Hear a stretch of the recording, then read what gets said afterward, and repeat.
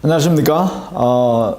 2019년 우리 주택관리사 보호 시험 준비하기 위해서 민법을 강의하는 김용석 교수입니다. 자, 작년 시험에도 물론 우리가 민법이 어렵다 준비했지만 그렇게 어려운 것은 아니었습니다. 우리 강의를 충실히 이해하고 그 내용을 습득하셨으면 문제를 충분히 풀 수 있는 그런 내용이었었죠. 자, 앞으로도 마찬가지일 겁니다. 우리 시험은 그 정도 수준으로 꾸준히 나오고 있는 것으로 보여집니다. 그러니까 이 강의를 여러분 여러 번 반복해서 들어주시고 정리를 잘 해주시면 충분히 좋은 성적으로 합격할 수 있다, 이렇게 생각됩니다. 우리 민법은 어렵게 내려고 하면 한도 없이 어렵게 낼 수도 있죠. 그러나 우리 시험은 난이도를 조정할 때 있어서 이렇게 어느 정도 수준을 항상 이렇게 갖추어 가고 있습니다. 그러니까 거기에 맞춰서 제가 강의할 거니까 이 강의를 여러분이 잘 섭렵해 주시기를 부탁드리겠습니다. 자, 먼저 민법 총칙에 들어가는데 먼저요, 민법 일반 이론이죠. 우리 13페이지 보겠습니다. 먼저 여기서는 민법의 개념을 먼저 알아두셔야겠죠. 도대체 민법이 뭐냐는 이야기예요. 그래서 민법의 의의라고 해놨잖아, 그죠? 이 의의라는 말은 뜻이란 뜻입니다. 뜻. 도대체 민법이란 게 어떤 뜻이냐라는 것이죠. 여기는 우리 교재에 보시면 첫 번째 줄부터 한 3줄 정도에 걸쳐서 설명해 놨습니다. 보통 사람이란 것은 개인과 개인 사이에 이렇게 거래를 하면서 생활을 해 나갑니다. 그 생활 속에서 법이 끼어들어서 그 개인 사이에 서로 간의 권리와 의무 관계를 이렇게 만들어내는 관계를 맺고 살죠. 이러한 관계를 우리는 민법에 끼어드는 관계다 해서 이걸 법률 관계라고 그래요.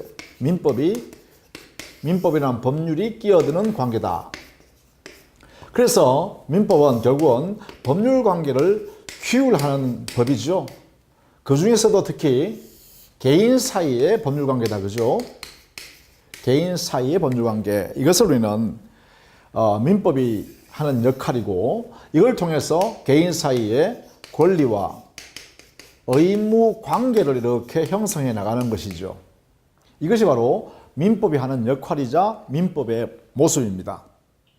개인과 개인 사이의 생활관계 속에서 어떤 사람한테는 권리를, 어떤 사람한테는 의무를 부담시키는 이러한 관계를 규율하기 위해서 만든 법이다, 이거죠. 그래서 개인 사이에 서로 분쟁이 생긴다든가 이 내용을 처리하기 위해서, 즉 법적 관계의 분쟁을 해결하기 위해서 민법이라는 이 법에 의해서 이렇게 기준을 정해놨다, 이런 이야기입니다. 그것이 이제 여기에 민법의 의의죠. 자, 거기에 첫 번째 줄부터 보실래요? 민법이란 어떠한 것인가? 민법의 의의를 밝히는 것은 민법도 법이기 때문에 결국 민법이 전체 법질선 내에서 법체계 가운데 차지하는 지위를 밝히는 데 있다. 그래서 사람은 세 번째 줄입니다. 사회생활을 하고 있는데 그 사회생활 속에서 여러 가지 관계를 갖고 있는데 그 관계 중에 바로 이 법관계라고 그러죠. 법률관계. 그죠? 이 법률관계에서 이루어지는 그러한 내용을 규율하기 위해서, 특히 개인 사이, 이게 가장 중요한 말입니다. 개인 사이에 일어나는 권리 의무 관계를 규율하는 법이다, 이렇게 되겠죠. 자, 그래서 그러면 민법은 과연 법체계 안에서 어떤 법체계가 있는가를 봐야겠죠. 자, 그래 보시면 첫 번째, 이 민법이란 것은 우리나라 안에서 적용되는 법이에요. 그래서 국내법이다, 이렇게 돼 있죠. 국내법이다. 민법은 외국에는 적용되지 않는다, 그죠. 미국에 우리나라 법이 적용될 수가 없겠죠. 그런 내용이다.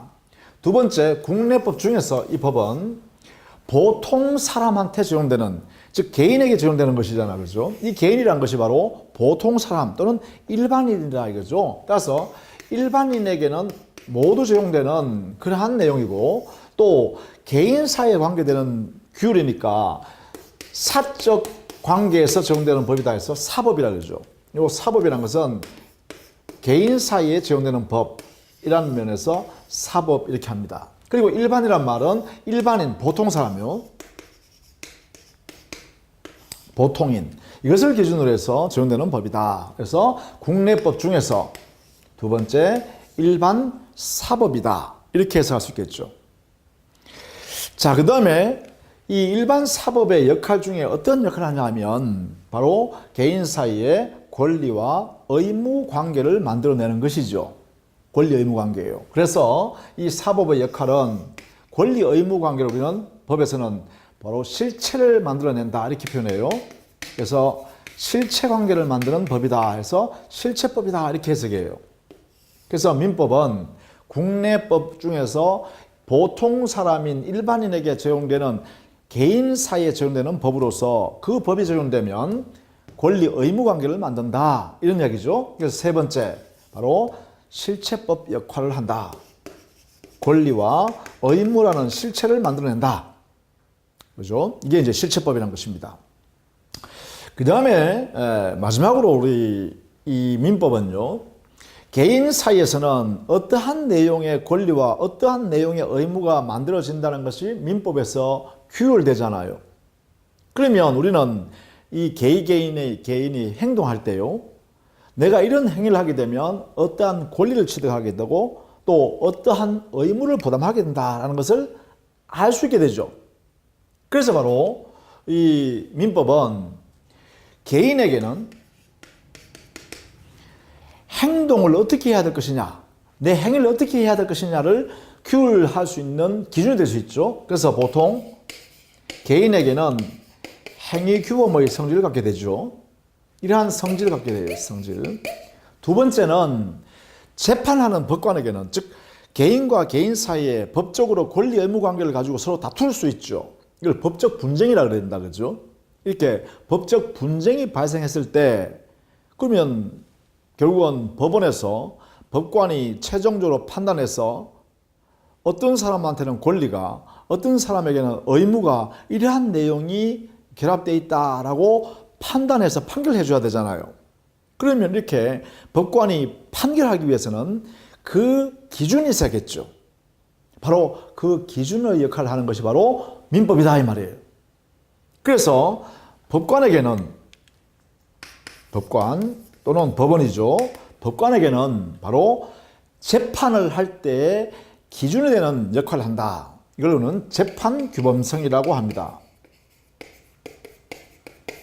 이러한 성질을 갖는다. 이런 이야기죠. 자, 이것이 바로 우리 민법이 하는 성질이자 역할이다. 이렇게 보겠죠. 그래서 민법은 기본적으로 이러한 체계적 지위와 성질을 가지고 있다. 이렇게 해석할 수 있습니다. 국내법이자 일반 사법이요. 그리고 권리 의무 관계를 만들어내는 실체법이면서 동시에 개인에게는 어떠한 행위를 어떻게 해야 될 것인가를 기준으로 삼을 수 있는 행위 규범의 역할을 하고 또 재판할 때는 법관이 어떤 내용의 권리와 의무를 인정할 것인가라는 판단 기준의 역할을 하는 재판 규범의 성질을 함께 갖는다. 이런 내용이 바로 우리 교재 14페이지, 15페이지에 걸쳐서 설명을 하고 있죠. 자, 이런 내용이 바로 민법의 기본적 틀, 우리 대한민국 안에서의 법의 틀 역할이다. 그죠? 이렇게 보시면 좋겠다. 자, 그 다음에 15페이지에 가시면 실질적 의미의 민법과 형식적 의미의 민법, 이 두 가지 개념을 또 알아두셔야 됩니다. 자, 민법에서요. 먼저 형식적 의미의 민법을 보게요. 형식적 의미의 민법이라고 할 때 이 민법이라는 의미는 이것은 민법전을 말합니다.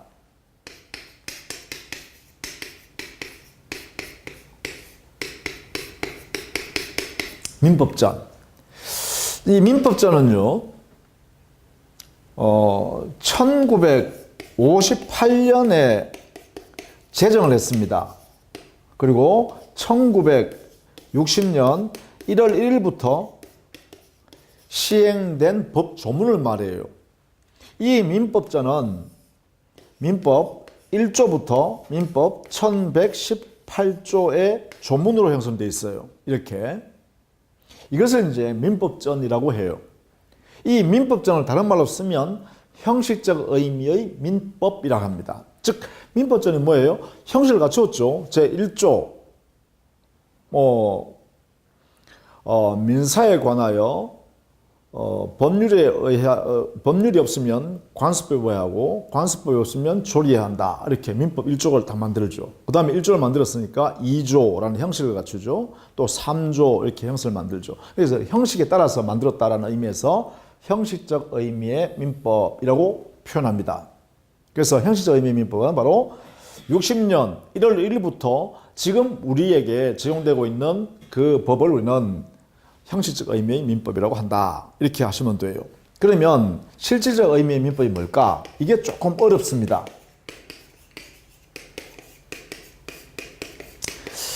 이 실질적 의미의 민법이란 이 민법은 추상적으로 표현을 해요.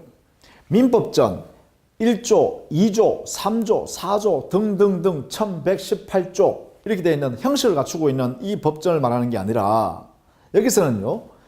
어떠한 역할, 법이라는 역할이 개인과 개인 사이에 분쟁이 생겼을 때 그 분쟁을 해결할 수 있는 역할을 하고 있는 모든 법 체계를 통틀어서 말할 때 실질적 의미의 민법이라고 해요. 그래서 우리 교재 15페이지에 보시면 1번 실질적 의미의 민법 이래놨죠. 요게 1번 점 이래놨죠. 그죠? 여기에 실질적 의미의 민법이라 하면에서 이래놨죠. 사법 가운데에서 상법, 기타의 특별 사법을 제외한 일반 사법만을 말하는 것으로서 성문법으로서의 민법전뿐만 아니라 민사 관계를 규율하면 모든 법체계다 이났죠, 그죠? 그러니까 이거는 일반인 사이, 개개인 사이에 끼어들어서 그 개개인에게 권리와 의무 관계를 규율하는 법. 모든 법. 이래 되겠죠.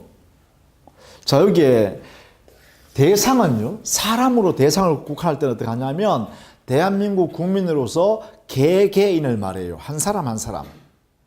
그 한 사람 한 사람이 보통 사람을 말하는 거죠. 일반인이니까. 공무원, 아니죠. 공무원은 공무원이라는 옷을 입었잖아요. 또 상인도 마찬가지로 상인이라는 옷을 입게 되죠. 그렇게 특별한 옷을 입지 않고 보통 평범한 사람, 보통 사람이라는 것이죠. 그 사람 사이에 권리, 의무, 관계되어지는 모든 법 규정뿐만 아니라 관습법도 또 우리 사회 일반적 법 규범도 전부 다 이렇게 들어갈 수 있다는 것이죠. 그래서 모든 법이 다 이렇게 표현해요. 아주 넓은 개념이죠. 물론 여기에 민법전 속에는 실질적 의미의 민법이 대부분 다 여기 들어가 있습니다. 많은 양이 들어가 있죠. 그러나 여기에는 형식적 의미의 민법 속에 전부 다가 실질적 의미의 민법이 고스란히 모두 포함되어 있다고 할 수는 없어요. 왜냐하면 이 민법전이라는 것은 형식적 의미의 민법이라는 것은 민법 1조, 2조, 3조 등등등 형식을 갖추고 있어야 되죠. 그런데 실질적 의미의 민법에서는 반드시 1조, 2조, 3조 이렇게 되어 있지 아니한 것이라도 개인과 개인 사이에 권리 의무 관계를 규율하고 있는 법이라면 그 규정이 그러한 기준이 될 수 있는 내용이라면 전부 다 실질적 의미의 민법이 된다는 것입니다. 자, 그런 의미에서 반드시 형식적 의미의 민법과 실질적 의미의 민법이 동일한 것은 아니죠. 같은 것은 아니다. 그죠? 같은 것은 아니다. 이걸 알아두셔야 돼요. 그래서 우리가, 자, 우리 교재에 보시면, 거기에 15페이지에 이래놨죠. 1번, 실질적 의미의 민법의 개념을 정리해 드렸어요. 보통 사람, 개개인에게, 일반인에게 적용되어서 권리, 의무, 관계를 규율하고 있는 모든 법이 여기에 들어간다. 그러면 형식적 의미의 민법은 뭐냐? 2번에 써놨죠. 형식적 의미의 민법은 58년도에 제정해서 60년도 1월 1일부터 시행되고 있는 민법 1조, 2조, 3조, 4조 등등등 돼서 형식을 갖추고 있는 민법전 자체를 말한다. 이렇게 되는 것이죠. 그래서 이 두 개의 관계는 어떻게 되냐? 그걸 우리는 3번에 정리해뒀죠. 3번에는 어떻게 해요? 형식적 의미 민법과 실질적 의미 민법이 동일한 것은 아니다. 같은 것은 아니다. 이래놨죠. 즉 형식적 의미의 민법 속에는 많은 실질적 의미의 민법이 들어가 있지만 그 실질적 의미의 민법을 전부 포함하고 있는 것은 아니다 라는 것입니다. 그런 면에서 동일하다고 할 수는 없다라는 것을 알아둬야 되죠.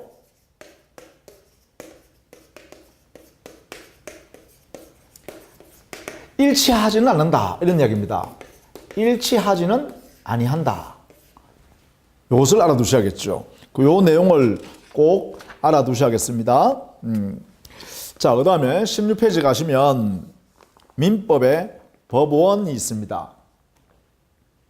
자, 민법의 법원. 이 법원이라는 말이 또 어렵습니다.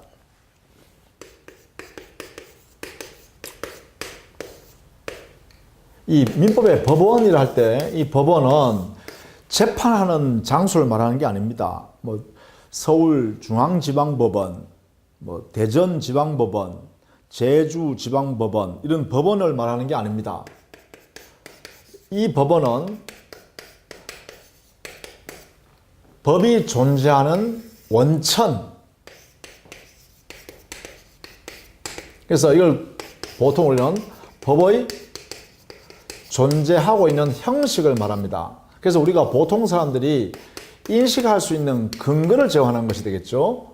그래서 보통 여기에 법원이라는 것은 법의 존재 형식이나 인식 근거를 보통 일반적으로 법원이라고 그래요. 그러면 민법의 법원 했으니까 여기에 법이란 것은 민법이 되겠죠. 그죠? 그래서 민법의 존재 형식 또는 민법의 인식 근거 이렇게 표현합니다. 이것을 이제 우리는 민법의 법원이라고 그래요.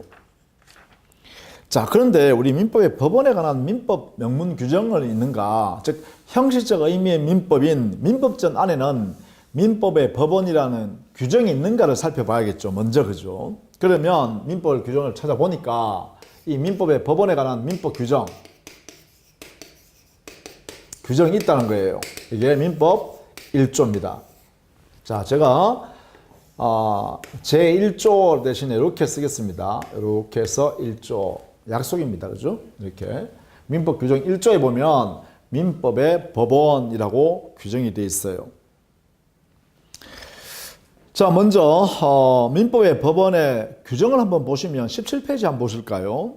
거기 17페이지 보시면 로마자 3번에 이렇게 되어 있죠. 그죠? 이렇게 해서 여기 보면 민법의 법원과 그 순위라고 해서 제1조에 났어요. 그래서 법조문이 나오면 이 민법을 공부하는 방법이기도 합니다.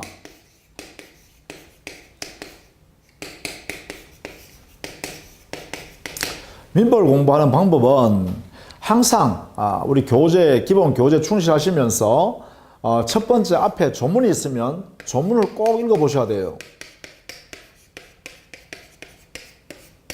조문을 꼭 읽으셔야 돼요. 읽어보시고 공부를 하셔야 돼요. 결국은 우리가 민법의 시험의 대부분은 민법 조문에 근거하여 정답이 이루어집니다. 그래서 법 조문을 잘 이해하고 있으면 그 문제를 풀어낼 수가 있다. 이렇게 보시면 돼요. 그 조문을 잘 이해하면 이제 우리가 또 판례라는 것을 공부하게 되죠. 대법원에서 판결한 판례를 공부하게 되는데 그 판례도 충분히 여러분이 조문을 근거해서 해석하는 것이기 때문에 이해하기가 쉽습니다. 그래서 이 조문을 꼭 탐독하셔야 돼요. 꼭 읽으셔야 돼요. 여러 번 읽으셔도 좋습니다. 그래서 예를 들면 여기에 17페이지에요. 제1조 법원 제목 이렇게 되어 있죠. 우리가 이렇게 됐어요. 제1조 이렇게 해서 법원 이렇게 되어 있잖아요. 그러면 자, 요게 몇 조라고 되어 있는 바로 뒤에 있는 요것은 제목에 이 조문의 제목이고 그 다음에 여기에 뒤에 있는 이 규정이 되어 있는 거 있죠.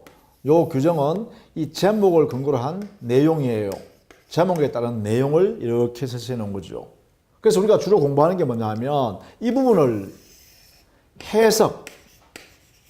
아주 구체적이고 정확한 내용을 해석하는 겁니다. 그래서 우리가 공부하는 내용이 이 부분이에요. 이 부분. 이 부분을 열심히 해석하는 거죠. 해석한 내용을 사례에 적용하는 것이죠. 사례에 적용하면 이게 뭐냐? 이게 판례예요. 사건이 되어서 나온 판례잖아요. 그래서 이 판례를 정확히 알려면 이 내용을 해석할 줄 알아야 되겠죠. 그렇죠? 그러니까 조문의 내용을 해석할 수 있어야 이 판례를 정확히 이해한다는 것이죠. 그래서 여러분이 그 기초가 되는 게 바로 조문이기 때문에 조문을 첫 번째, 민법 공부 방법의 첫 번째 가장 중요한 게 조문 공부하는 거다.